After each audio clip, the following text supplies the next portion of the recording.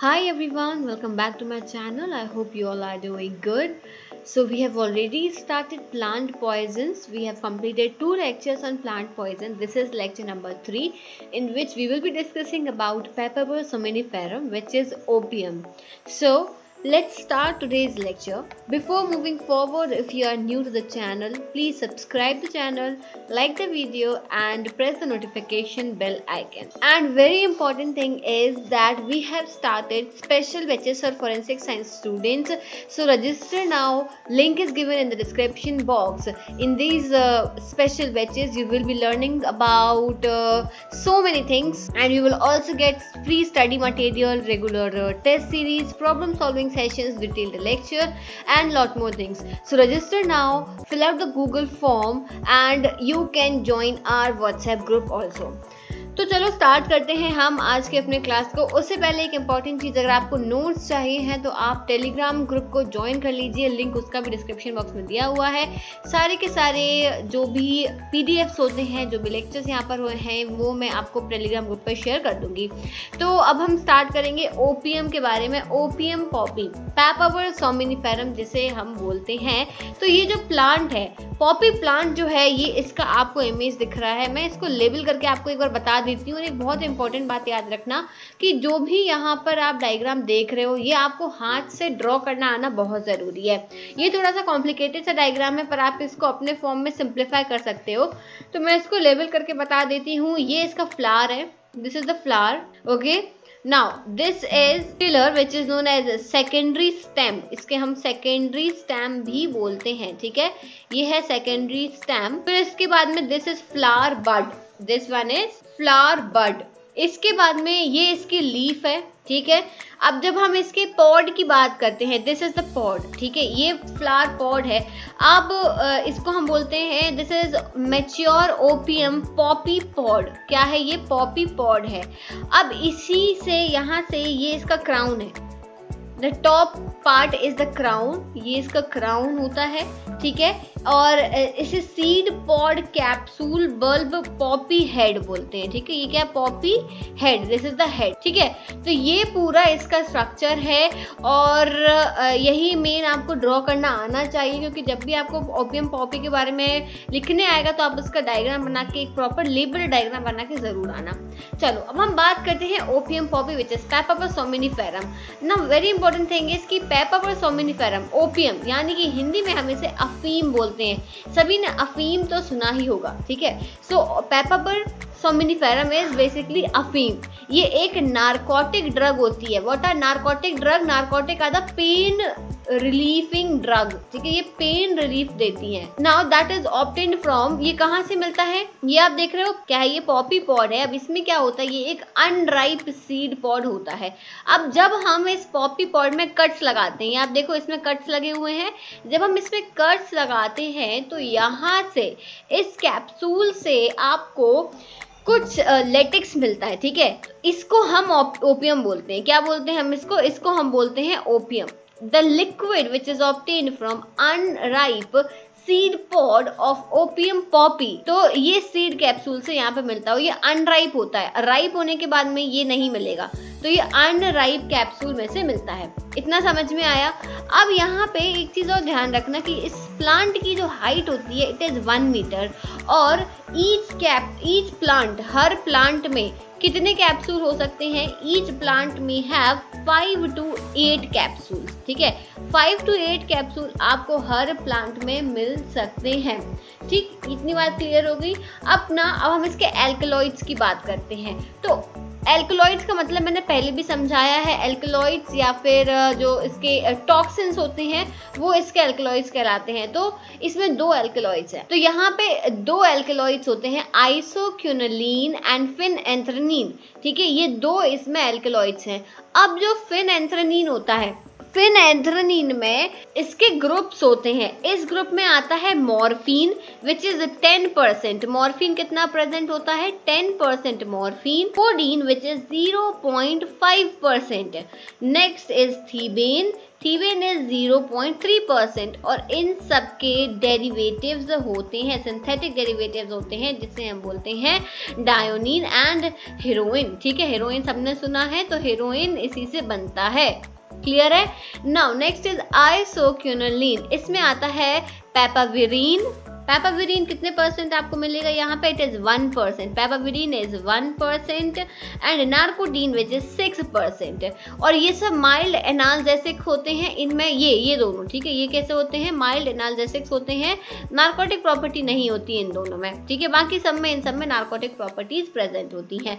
अब ये दोनों मैंने अलग कलर से क्यों लगा रखा है? क्योंकि मैं आपको बता दूं कि प्रिंसिपल एल्कलॉइड्स की जब हम बात करें, आपसे पूछा जाए what are the principal alkaloids of opium plant, तो they are morphine and codeine. ठीक है, ये दोनों बहुत इंपॉर्टेंट हो जाते हैं, मॉर्फिन और कोडीन। क्लियर होगी बात? So these are the alkaloids of opium plant. अब इसके बाद में आप सबने खसखस सुना है, ठीक है, घर में मम्मी के मुंह से जरूर सुना होगा खसखस। ठीक है, खसखस बहुत अच्छा होता है हेल्थ के लिए। तो खसखस जो है वो पॉपी सीड से ही मिलता है। कहाँ से मिलता है? पॉपी सीड से मिलता है। It is creamish in colour and harmless. इसमें कोई हार्म नहीं होता, ये हार्मलेस होता है क्योंकि इसमें ओपियम प्रेजेंट नहीं होता है। वो जो लिक्विड लेटेक्स था ना, जो प्रेजेंट, जो लिक्विड था, ये इसमें नहीं होता है, इसीलिए ये हार्मलेस होता है, इसमें कोई हार्म नहीं है। They are used as food and to yield a bland oil. एक ऑयल बनता है जो कि कुकिंग और लाइटनिंग पर्पसेस के लिए यूज होता है। That clear everyone? खसखस सबको पता चल गया? ये देखो इस तरीके से दिखता है खसखस। जिसको नहीं पता हो अपनी मम्मी से जाके पूछना, वो आपको जरूर बताएंगे। नेक्स्ट, अब देखो 3 इंपॉर्टेंट टर्म आती है जो थोड़ी सी कंफ्यूजिंग हो जाती हैं। हम उन टर्म्स के बारे में डिस्कस करते हैं। एक वर्ड आता है ओपियम, एक है ओपिएट्स एंड ओपिओइड्स। यहाँ पे बहुत कंफ्यूजन क्रिएट होता है। तो ओपियम क्या है? ओपियम इज द फ्लूइड, जो मैंने अभी आपको इमेज दिखाई थी कि अनराइप जो ओपियम का पॉड होता है, ठीक है, अनराइप ओपियम का पॉड जो होता है, जब इसमें कट्स लगाए जाते हैं तो इससे एक लैटिक्स रिलीज होता है, एक सब्सटेंस जो है वो रिलीज होता है। उसको हम बोलते हैं क्या? उसको हम बोलते हैं ओपियम। ठीक है, उसको हम ओपियम बोलते हैं। ओपिएट्स क्या होते हैं? सब जो हमें ओपियम से मिलते हैं, सब्सटेंसेस डिराइव फ्रॉम ओपियम, जैसे मॉर्फिन और कोडीन। क्लियर? ओपिओइड्स क्या है? ओपिओइड्स बेसिकली वो सब्सटेंसेस जो मॉर्फिन की तरह एक्ट करते हैं but not directly derived from Poppy plant, directly Poppy plant से नहीं मिले हैं। जैसे कि fentanyl, it is one of the most potent and lethal opioid. Directly नहीं मिला है लेकिन उसको सिंथेसाइज करा है, सिंथेटिक सेमी सिंथेटिक मेथड से उसको बनाया गया है। अब एक बात और मैं बता दूं कि जो फ्रेश क्रूड ओपियम होता है वो डार्क ब्राउन कलर का होता है, पर जैसे जैसे वो टाइम निकलता जाएगा and it keeps on standing, it becomes black in colour. और ये राउंडेड इरेगुलर फ्लैटेंड मास होता है। एक इसमें कैरेक्टरिस्टिक स्मेल होती है, अजीब सी स्मेल होती है, और इसका बिटर टेस्ट होता है। कैसा टेस्ट होता है? बिटर। तो अब क्या होता है कि इसको बेसिकली जो है ओपियम को ना होमिसाइडल पर्पस के लिए यूज नहीं किया जाता है, क्योंकि इसमें वो बिटर टेस्ट होता है, ब्लैक कलर का दिखता है, इसलिए बिटर होमिसाइडल के लिए हम यूज नहीं करते हैं। लेकिन ओपियम से अगर कोई सुसाइड अटेम्प्ट करना चाहता है, ठीक है, सुसाइडल पर्पस की अगर हम बात करें, तो ओपियम में ना पेनलेस डेथ होती है। कैसी डेथ होती है? Painless death. इसीलिए इसको क्या करते हैं? सुसाइडल पर्पस के लिए ज्यादा यूज करते हैं। ये बात ध्यान रखना, होमिसाइडल के लिए यूजुअली नहीं लिया जाता है। एक और चीज के लिए इसको यूज कर सकते हैं, इन्फेंटिसाइड। कोई अगर वुमेन है, ठीक है, इन्फेंटिसाइड, अगर कोई वुमेन है वो अपने क्या करे, निपल्स पे थोड़ा सा ओपियम रब कर ले, ठीक है, अगर ओपियम रब कर ले वो थोड़ा सा और फिर किसी चाइल्ड को वो फीड करे, तो क्या होगा? उस पर्टिकुलर चाइल्ड की डेथ हो जाएगी। So basically the women has some evil intentions to kill the child। तो ये इन्फेंटिसाइड या सुसाइडल पर्पस के लिए यूज हो सकता है। चलो अब हम बात करेंगे इनके मेडिसिनल पर्पसेस की। Opioids, what are opioids? Are the medicines recommended by the doctors. What are opioids? They are narcotics, they are the medicines which are recommended by the doctors to relieve chronic और severe pain. Pain relieve करने के लिए ये medicines होती हैं जो doctors recommend करते हैं। तो ये कई तरीके के हो सकते हैं, डिफरेंट फॉर्म्स के ओपियोइड्स हो सकते हैं। Codeine, fentanyl, hydrocodone, oxycodone, oxymorphone, oxymorphine, morphine, ठीक है। तो ये हैं जो इसके कुछ ओपियोइड्स होते हैं। Is that clear? अब इसके बाद में देखो यहाँ पर साइन एंड सिम्टम्स। अब साइन एंड सिम्टम्स पर थोड़ा सा आप ध्यान देना। जो ओपियम पॉइजनिंग के साइन एंड सिम्टम्स होते हैं वो स्टेजेस में होते हैं। पहले तो हम आपको जनरल सिम्टम्स बता देते हैं कि क्या क्या जनरल सिम्टम्स हैं। तो ये CNS, ठीक है, central nervous system acting drug होता है, ठीक है। CNS रिप्रेजेंट होता है, तो ये क्या करेगा? कोमा कॉज करेगा, कन्वर्जेंस कॉज करेगा। कार्डियक, अगर ये हार्ट पे अटैक करता है तो हाइपरटेंशन, ठीक है, ब्रेडिकार्डिया, साइनस टेकिकार्डिया, ठीक है, ये थोड़ा सा अनकॉमन है पर ये कॉज कर सकता है। रीनल, अगर किडनी पे वो काम कर रहा है, किडनी पे अटैक कर रहा है तो यूरिनरी रिटेंशन ये कॉज कर सकता है। पल्मोनरी, अगर पल्मोनरी यानी कि यहाँ लंग्स पे जाके अटैक कर रहा है तो cyanosis, pulmonary oedema, respiratory depression ये सब कॉज करेगा। आईज में क्या करेगा? पिन पॉइंट प्यूपिल, प्यूपिल को एकदम छोटा सा कर देगा, ठीक है। तो ये चीजें ये कॉज करता है। अब हम स्टेजेस की बात करेंगे। इसके ना 3 स्टेजेस होते हैं। अक्सर मॉर्फिन ही दिया जाता है हाई डोज में, तभी उससे मॉर्फिन पॉइजनिंग कॉज होती है, ठीक है। तो अगर किसी ने इंजेस्ट किया है, ठीक है, इंजेक्शन के थ्रू लिया है यानी कि माउथ के थ्रू लिया है, तो इंजेक्शन के थ्रू अगर लेते हैं तो हाफ एन आवर से 1 आवर के अंदर इसका इफेक्ट दिखाई देता है। वहीं अगर इंजेक्ट किया है, ठीक है, अगर इंजेक्ट करते हैं तो ये 3 to 4 मिनट्स में अपना इम्पैक्ट दिखाने लगता है। और ये मैंने बताया आपको कि ये क्या है? CNS, सेंट्रल नर्वस सिस्टम, जो कि सबसे पहले स्टिमुलेशन करेगा और फिर डिप्रेशन और लीड टू नार्कोसिस। तो इसके 3 आपको स्टेजेस देखेंगे। पहला एक्साइटेशन, सबसे पहले एक्साइटेशन। अब एक्साइटेशन में क्या होता है? ये स्टेज यूजुअली एब्सेंट तब हो जाती है जब कोई पर्सन बहुत हाई डोज ले ले अगर, तो ये फिर स्टेज नहीं दिखती है। अब होता क्या है इस स्टेज में कि पर्सन जो है वो अपने सेंसेस में तो रहता है, ठीक है, ये अपने सेंसेस में तो रहता है, ठीक है, लेकिन क्या करेगा? ये हंस रहे हैं जोर जोर से, ठीक है, लाफ्टर कॉज हो रहा है, यहाँ पर हेलुसिनेशन कॉज हो रहा है, ठीक है, हेलुसिनेशन हो रहा है। रैपिड हार्ट बीट बहुत ज्यादा बढ़ गई है, ये चीज हो रहा है स्टेज ऑफ एक्साइटेशन। ये पहला स्टेज होता है which is known as stage of excitement. फिर सेकंड स्टेज आता है, second stage is stage of stupor, ठीक है, स्टेज ऑफ स्टूपर। इस स्टेज में क्या होता है? देखो, हेडेक होगा। इस स्टेज में क्या कॉज होगा? सबसे पहला तो हेडेक कॉज होगा, गिडीनेस फील होगा, ठीक है, गिडीनेस यहाँ पे फील होगा। Second stage, sense of weight in the limbs में ऐसे बड़े भारी भारी हाथ पैर लगेंगे, ठीक है, वेट इन लिम्स, ऐसा लगेगा मेरे हाथ पैर बहुत भारी हो रहे हैं, उठा ही नहीं पा रहे, इस तरीके से आपको फील होगा। डिमिनिश्ड सेंसेस ही नहीं रहेंगे, एकदम कुछ भी सेंस में नहीं रहेंगे, तो डिमिनिश्ड सेंसिबिलिटी ये चीज़ें हो जाएंगी। और स्ट्रॉन्ग टेंडेंसी टू स्लीप, बहुत नींद आएगी, बहुत एक्सट्रीम टेंडेंसी में आपको नींद आएगी। और इचिंग सेंसेशन, क्या होगा? इचिंग सेंसेशन होगा पूरे बॉडी में।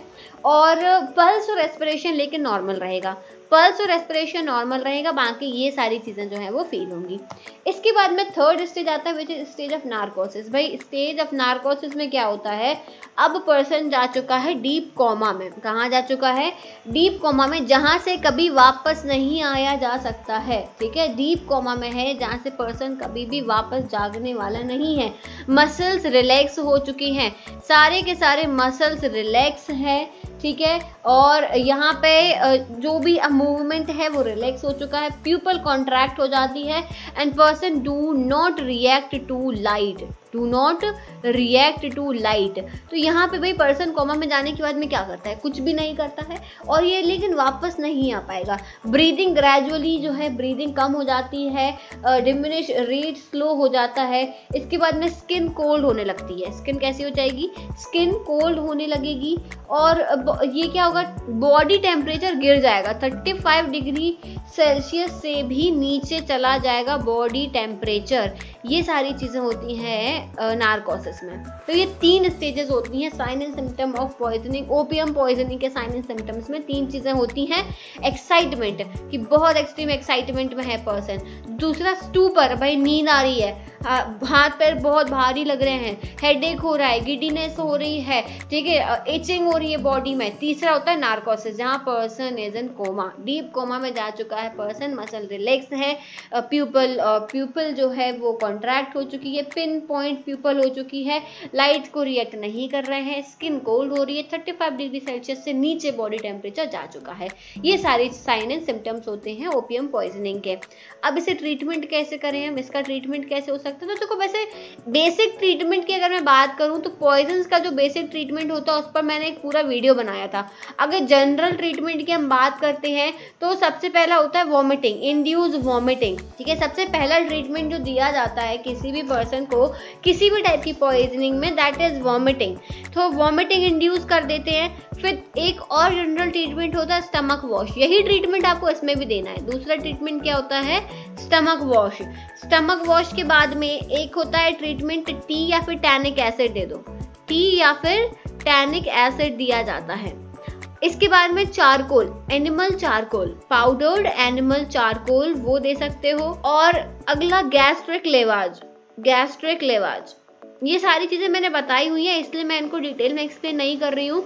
ट्रीटमेंट ऑफ पॉइजनिंग पर मैंने अलग से वीडियो बनाया है, तो उसको एक बार देख लेना।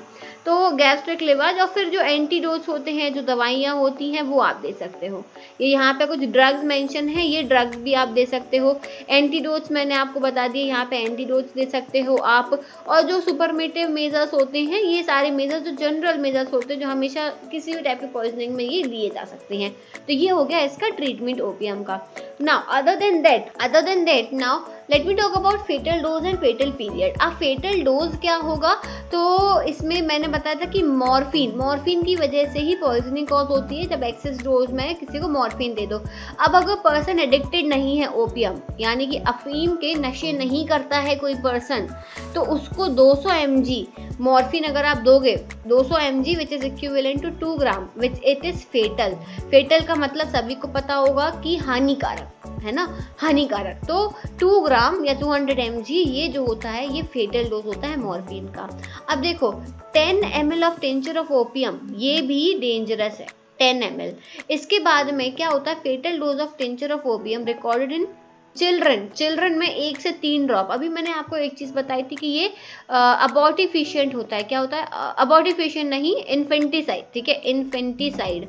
इसमें क्या होता है कि अगर कोई कोई विमेन जो है, उसका इविल इंटेंशन है, वो चाइल्ड को किल करना चाहती है, तो इसके लिए वो 1, 2, 3 ड्रॉप जो है इसका ओपियम का यूज करके बच्चे को मार सकते। फेटल पीरियड की बात करें तो the usual fatal period is about 9 to 12 hours, 9 से 12 घंटे इसका फेटल पीरियड है। पर्टिकुलर मोड ऑफ एक्शन की जब हम बात करते हैं तो यहाँ पर जो ओपिएड रिसेप्टर्स होते हैं, तो ओपियोइड उन रिसेप्टर्स पे जाके बाइंड हो जाता है, ठीक है।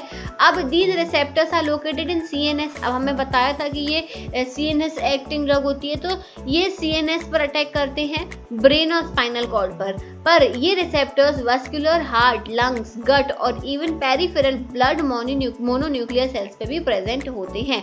तो ये इतनी सारी जगह पे जाके एक्ट कर सकता है।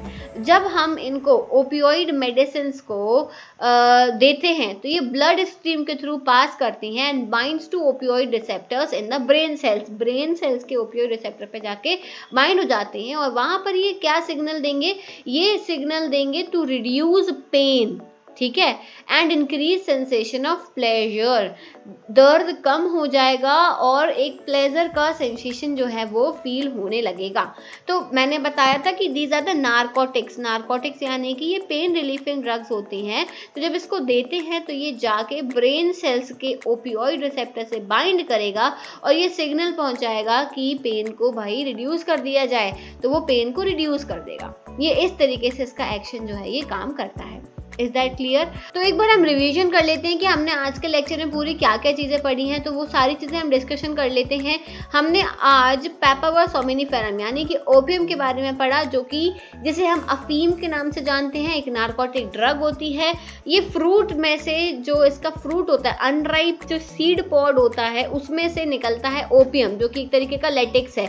इसके हमने एल्केलॉइड्स देखे, आइसोक्विनोलिन एंड फिनएंथ्रासीन। फिनएंथ्रासीन, मॉर्फिन और कोडीन इसके प्रिंसिपल एल्केलॉइड्स होते हैं। फिर खसखस जो हम घर में यूज करते हैं, मम्मी लोग खसखस यूज करती है, इसका हलवा बनता है। तो ये खसखस जो होती है ये पॉपी सीड से मिलती है, जिसमें ओपियम प्रेजेंट नहीं होता है और जो क्रीमिश कलर में होती है। फिर ये हमने 3 टर्म्स देखे, ओपियम, ओपियोइड्स एंड ओपिएट्स में क्या डिफरेंस होता है।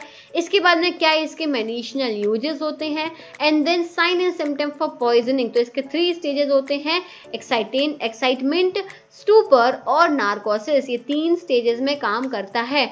और ट्रीटमेंट कैसे दिया जाता है, and fatal dose and fatal period क्या है इसका। एट द एंड हमने देखा कि ये कहाँ जाके एक्ट करता है। तो मोड ऑफ एक्शन इसका क्या होता है, ये ब्रेन सेल्स में सिग्नल प्रोड्यूस करता है to reduce the pain and increase the sensation of pleasure. तो ये इस तरीके से काम करता है, ओपियोइड रिसेप्टर्स पे जाके अटैच होता है ये। तो ये था आज का लेक्चर। अब हम पढ़ेंगे अगले लेक्चर में अगले प्लांट पॉइजन के बारे में। तब तक के लिए अगर लेक्चर पसंद आया है तो लाइक करना मत भूलना, और कमेंट सेक्शन में आप अपने डाउट्स डाल सकते हो। मेरे सारे डाउट्स आपके वहाँ पर क्लियर करूंगी, और चैनल को सब्सक्राइब करना मत भूलना। So thank you so much for watching this video. I will see you soon in the next lecture. Bye bye.